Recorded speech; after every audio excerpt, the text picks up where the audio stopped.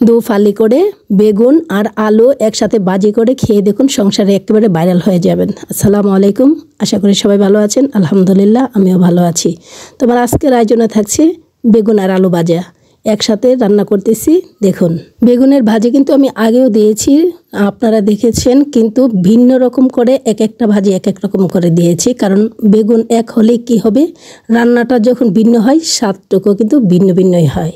রাঁধুনি হয়েছে ঠিকই, কিন্তু আজও পাকা রাঁধুনি হতে পারেনি। চেষ্টা করেই যাচ্ছি। রান্না শেখার কিন্তু শেষ নেই। আমি আজও আমার মেয়ের কাছ থেকেই রান্না শিখি। অনেক মানুষই শিখে রান্না মার কাছ থেকে, আর আমি শিখি মেয়ের কাছ থেকে। আলহামদুলিল্লাহ আমার মেয়ে অনেক সুন্দর রান্না করে। এই গল্প আপনাদের কাছে বলে কোনো লাভ নেই, কারণ আপনারা তো দেখেন না এবং খাবেনও না বা খাওয়াতে পারবো না। তাও বললাম, কারণ মেয়ে মাঝে মধ্যে এমন সুন্দর রান্না করে খেয়ে অবাক হয়ে যায়। রান্না যদিও আমরা নারীদের জন্য একটা পেশা, তারপরে কিন্তু একটা শখের জায়গা। কারণ অনেক সময় শখ করে এমন কোনো কিছু রান্না করি বা রান্না করে থাকি যেটা আসলে আপনাদের সামনে তুলে ধরলেও ভালো লাগে বা নিজেদের কাছেও ভালো লাগে। সংসারের রান্না বান্না কিন্তু আসলে মহিলারা কখনোই অবহেলা করে না, অবশ্যই চিন্তা করে যে একটু স্বাদ যেন হয়, ভালো যেন হয়। কারণ পুরুষরা যেহেতু ঘরের বাইরে থাকে বা ফ্যামিলির লোকে যেন তৃপ্তি সহকারে খেতে পারে। রান্না নিয়ে কোনো উপদেশ দিতে চাই না, শুধু একটাই বলবো, ছেলে হোক মেয়ে হোক রান্নাটা করা উচিত বা শেখা উচিত। কেন বলছি, ব্যাচেলর যদি থাকেন বা প্রবাসে যদি থাকেন, তাহলে তো নিজের রান্নাটা নিজে প্রায় করে খেতে হয়। আমি আজকে যে